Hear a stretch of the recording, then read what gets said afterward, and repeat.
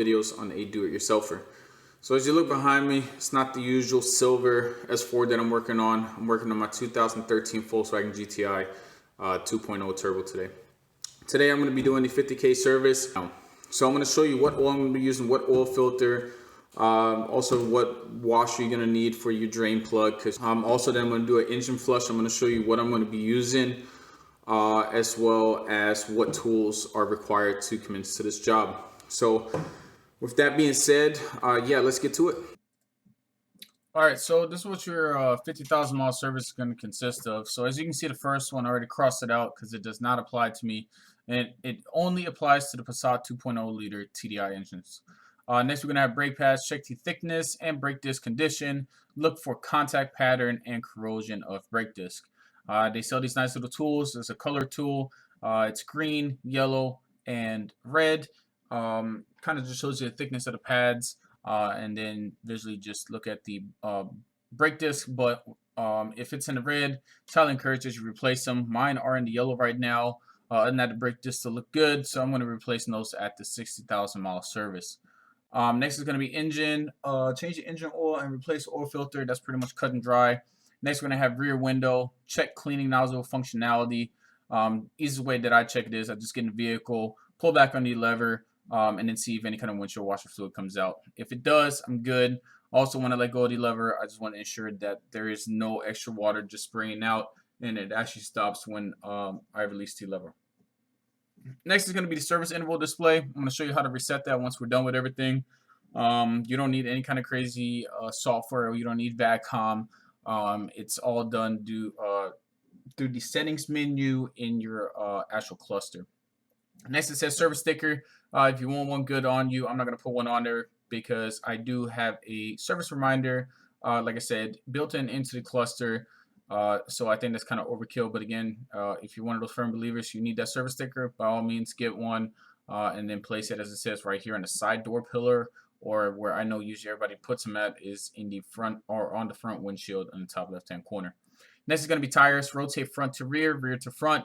So if you have one directional tires, that's the only way you can really rotate these tires. If you don't have one directional and you have the option to crisscross them, do that. What I mean by that is, so again, if you don't have one directional tires only though, you could just, for instance, you take your rear passenger tire and you would put that towards the front where the passenger would sit at. All right, and that's the crisscross method on that.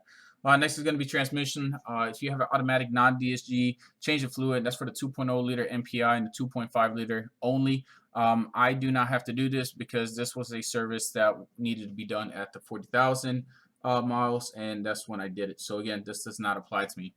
Next is going to be your windshield washer, your headlight cleaning system, and wiper blades.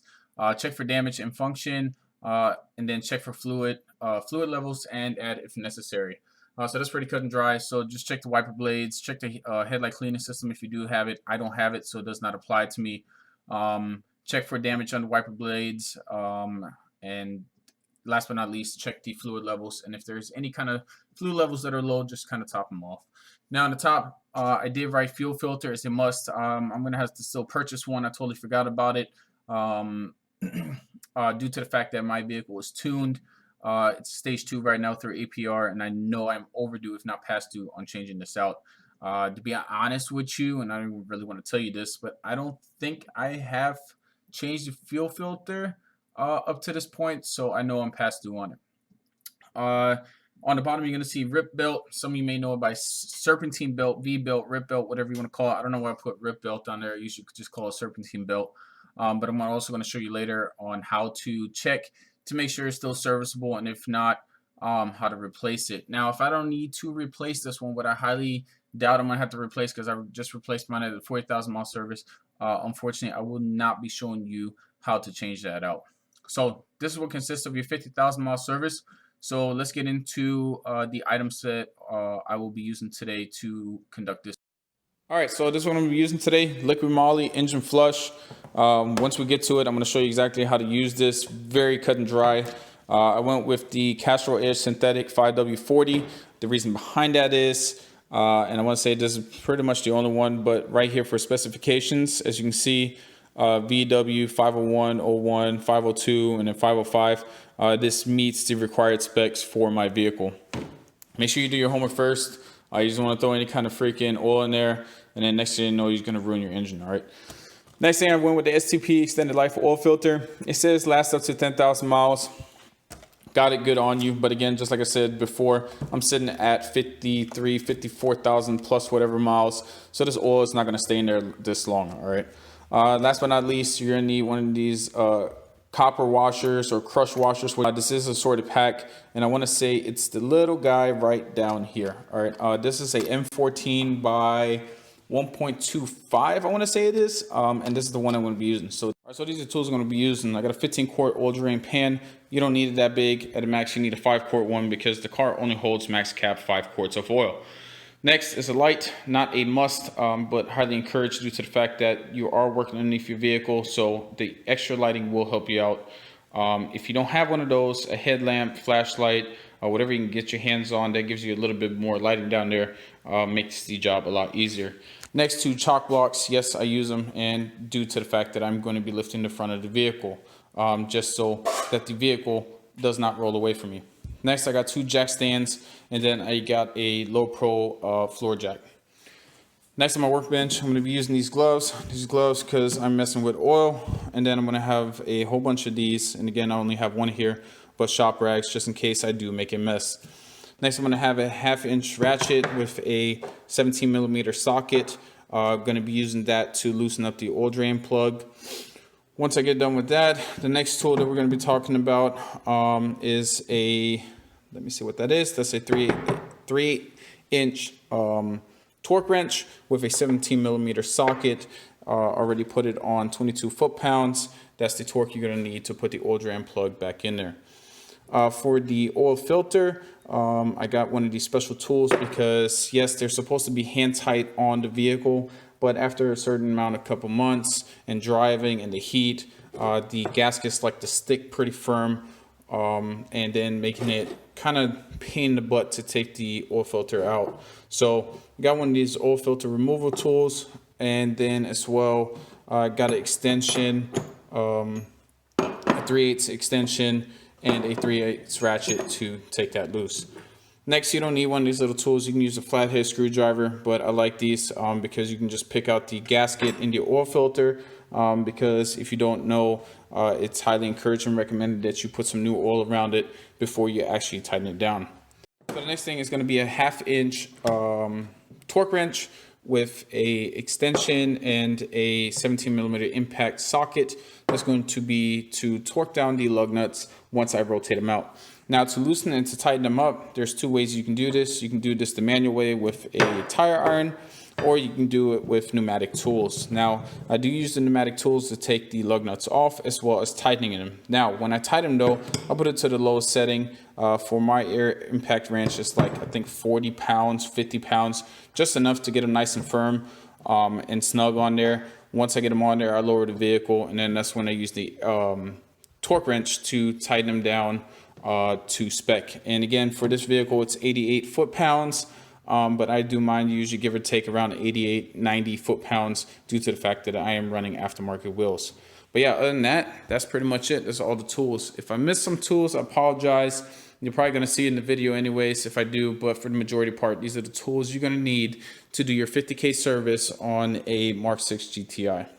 All right, so as you can see, I already put some chalk blocks in the back with the e-brake pulled up. Just give me that extra nice warming fuzzy. So both sides, e-brake is pulled up. Already lifted the front, and as you can tell, I'll put it right here by the control arm. That's where a lot of people recommended that. I don't like putting the jacks right here, or the jack stands, because it's going to tear all this up right here. But right here by the control arm, and you'll just be fine. Both sides. And then again, for that little extra safe, I just kind of leave that jack, or that floor jack right there. Just again for the extra comfort. If I really want to go crazy with it, I got another low floor jack, and I can just put it on this side. But the way I got it set up already right now, I'm good. I kind of rock the car a little bit back and forth, just slightly, just to ensure that everything is seated properly. All right, so now you're gonna have to take off this engine cover. Should be fairly easy. It's been a minute since I took it off, so I guess I'm lying to you. All right, there we go. All right, just carefully pull it up on the four corners. I'm gonna flip this around real quick if you've never taken this apart. First time you do it, these may be like kind of stuck in there. So just like I said, take your time with it so you don't break off these little tabs here in a second. I'm gonna show you, but again, you got 4 points, 2 right here, and that's 4. So just take the engine cover, just place it to the side. And then right here, there goes 1, 2, 3, and then 4. All right, so these are gonna be the 4 little nipples that pretty much align the engine cover, and then you can just put it back on. I already have my first 3 items: shop rag, got the liquid moly, pro line engine flush, and then a clean funnel. I say again, a clean funnel. All right, you don't want to have a dirty funnel. Next, right here around the rubber gasket, all I did, I took my shop rag and just wiped up all the sand, dirt, debris, whatever you may have in there before I crack this open. All right, so again, like I said, just ensure you wipe all the sand, dirt, and debris out. Once you get all the sand, dirt, debris out, just rotate it counterclockwise. Take out the oil cap and then just place it in a safe place. After that, take your funnel. Again, I'm gonna wipe it down. This is a clean shop rag, okay? Wipe it out, make sure there's no debris or anything crazy in there. Once you did that, just place it in just like such. Then take your liquid moly pro line engine flush. I'm gonna take this bottle, the entire bottle, and pour it in there nice and slow.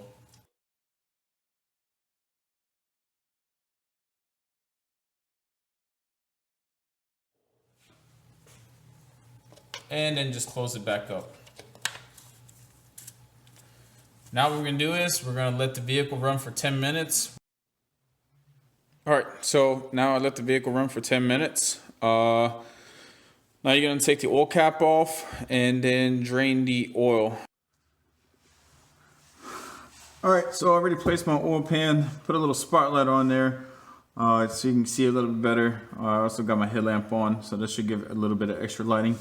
But the oil pan is gonna be located right here. She's semi-warm right now. Again, I'll just only let it run for 10 minutes. But right here is the bolt or your drain plug, whatever you would like to call it. And for this one, it's going to be a 17 millimeter. All right. So just like same concept with every other screw and bolt, lefty loosey, righty tighty.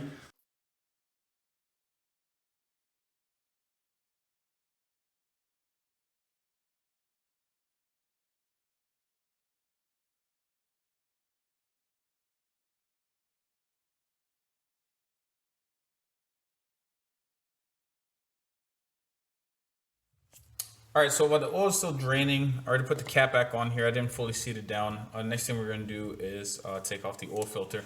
As you can see, there's a hose right here. It's connected by 2 clamps. All you're gonna do is have to slightly pull up.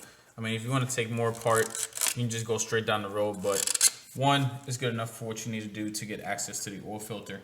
Now, when you take the oil filter out, just like anything else, lefty loosey, righty tighty.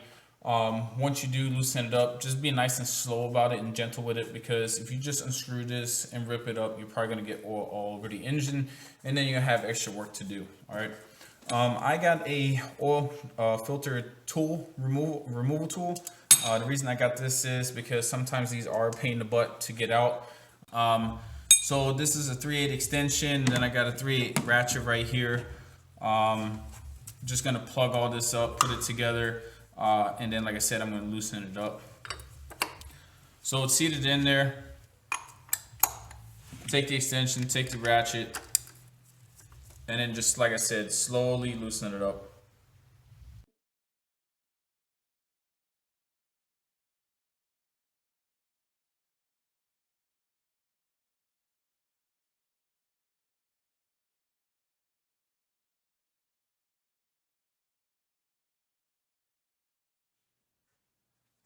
All right, so about close to a minute just passed right now. And I'm just gonna keep twisting it off. I'm also gonna look down here in the bottom. Once you get to the oil filter, I'm not gonna replace the camera. You might be mad at me or not, but as you see the oil filter, you can see pretty much where it seats in. So just keep an eye on it. You'll see if there's any kind of oil coming out too fast, or if you see it spilling out on the side, just kind of stop turning it in, and just still let that oil drain out of the oil filter. The way it seems though, it seems like we're pretty good.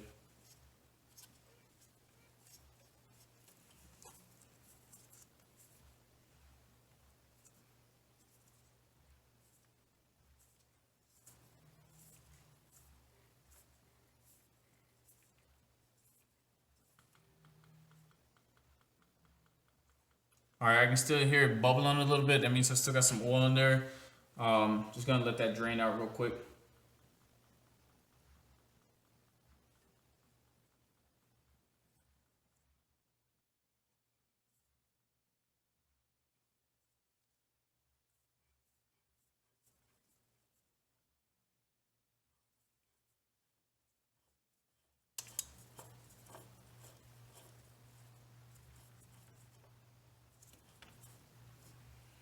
All right, so the oil filter is all the way loosening up right now. So I'm going to take a shock rag because you're still going to have a couple drips, most likely drip out of the oil filter. So just now, like I said before, you're going to pull it straight up. All right, you don't want to kind of cant it to the side because you might still have some oil in there and get the possibility of spilling it on your engine. All right, so there we go. That's the oil filter. Next thing I'm going to do, I'm going to wipe out the general area right here. Get the residue off, and then put the new oil filter in.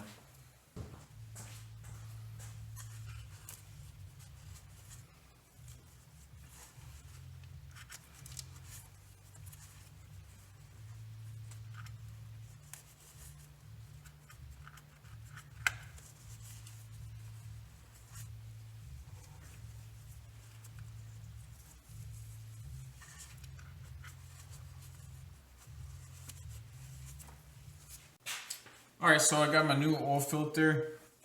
This is the gasket for it, so I'm just gonna put some fresh oil around it. Before you actually put the new oil filter in there, make sure that the old one and the new one are the exact same. All right, so just hold them beside each other, look at them, look at the threading, so on and so forth, because you don't want to put the wrong one in here. And then, for instance, let's say the threading is not correct, and you're gonna cross thread it, and then you're gonna have a really bad day. So the way I usually do it, I just put some on my finger. I'm going to try to be cautious so I'm not spilling this everywhere. Again, this is why I wear gloves. And then just kind of just put it all over the new gasket. Or should I say the O-ring, sorry. Once you get it all over the O-ring, take your filter. Here's my new one. And then just seat it back in place.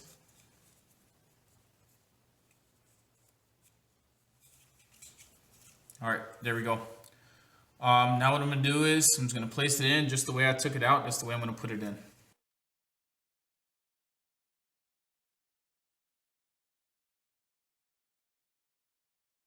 Filter is on there. Gonna check, see if we still got some oil coming out.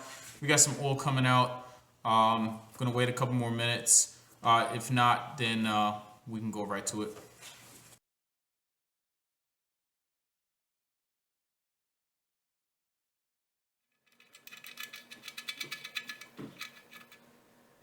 Take my rag, kind of wipe off the surrounding area from the excess. Next, I'm going to move the oil pan slightly. And I'm going to take my torque wrench with that 17mm socket and torque it down to spec.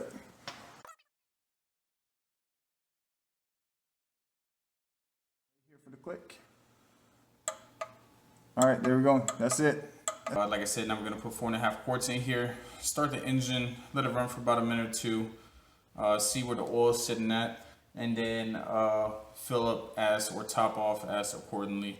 Like I said, some people have been using 4.5 quarts, 4.6, 4.7, so on and so forth. So I like to be exact as possible. So like I said, 4.5 quarts. Check the dipstick, and then go from there.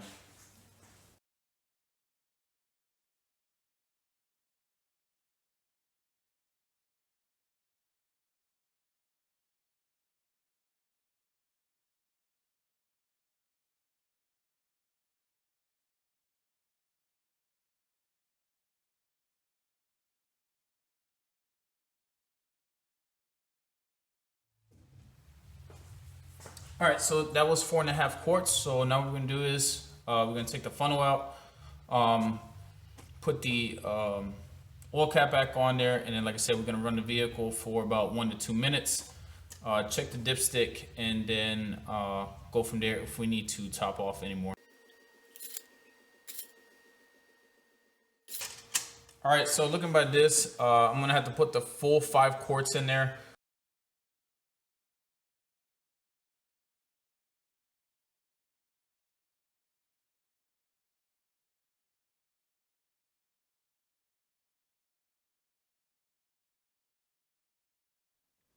All right, so there you go. Here's the serpentine belt, aka B belt, rip belt, whatever you would like to call it. I just checked mine out. Mine is still good. Just check if there's any kind of chunks missing. If you see anything frayed, you will be able to catch it. Like I said, also right now here, I can pretty much see the whole belt. I know you can't see all the way back there because there's not enough lighting. But those are the things that you want to look for. Make sure it's not dry rotted, chunks missing. And then also on the inside, make sure that the actual teeth of the belt is not missing as it's going around the pulleys. So that's what you'll be looking out for that. Like I said, I don't have to replace it. Did it at my 40K.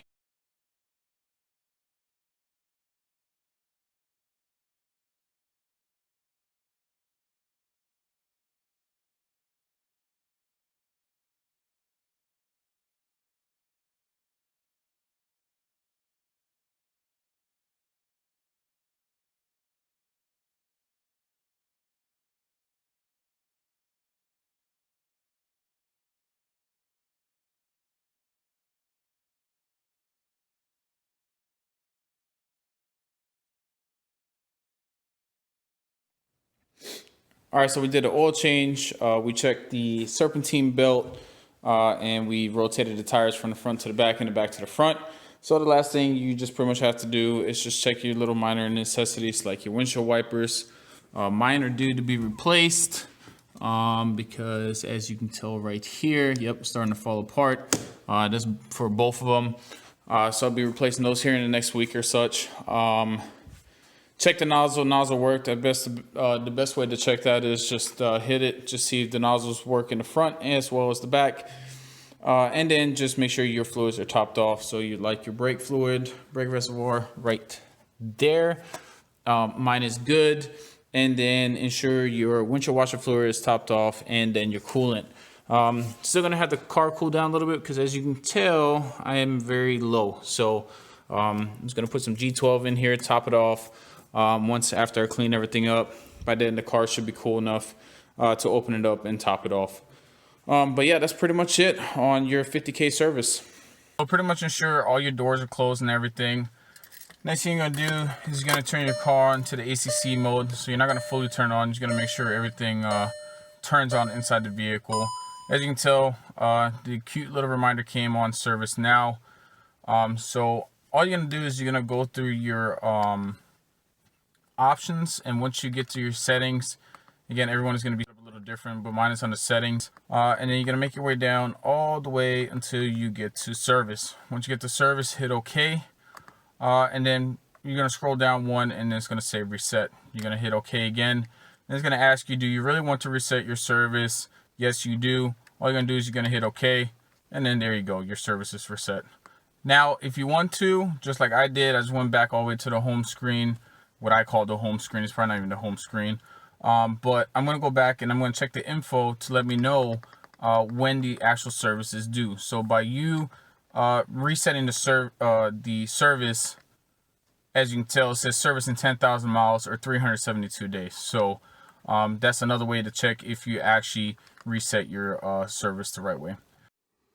All right, so that's it. That's your 50,000 mile service on a Mark 6 GTI. So I went over how to replace your oil, showed you how to rotate your tires from the front to the back and back to the front, showed you where to look at for that I call a serpentine belt. Some of you may call it V belt, rip belt, whatever you want to. I did point it out though, how to look for that if that's going bad. And then also showed you where you need to top off your fluids if need be. As you saw, I have to fill up my coolant. Haven't done it yet though. I'm going to do it here shortly. And then last but not least, how to reset your service reminder inside your vehicle. So that being said, 50K service. If you liked what you saw, or if you thought it was really helpful to you, do me a favor below, hit that like button, please. And then also as well, hit that subscribe button. Please follow me. And then put those notifications on, because like I stated in my other videos, I will be posting videos or video clips on do-it-yourselfers about every week or 2 weeks, depending on how long the project takes. Put it together, record it for you, and then post it on YouTube. Other than that, thanks a lot for stopping by, checking in on my channel, and seeing how this 50,000 mile service is being conducted. Other than that, take it easy, YouTube. Until next time.